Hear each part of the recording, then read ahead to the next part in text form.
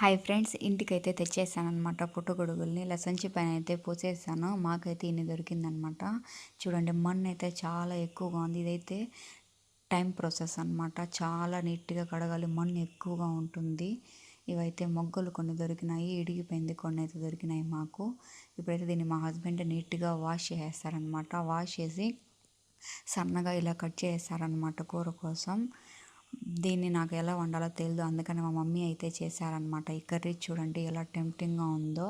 Chicken mutton కంటే వేరే level ఉంటుందన్నమాట దీని టేస్ట్ పుట్టగొడుగులో. మాకైతే ఎక్కువ దొరికిందని నేను తెలిసిన వాళ్ళకైతే పంపిస్తున్నాను అనమాట. నేను మా హస్బెండ్ చిత్తూరుకి వెళ్తున్నాము.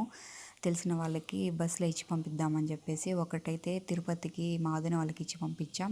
ఇంకొకటైతే బెంగళూరులో మా మామకి మా పెద్దమ్మ వాళ్ళకైతే ఇలా ఇచ్చి పంపించామన్నమాట.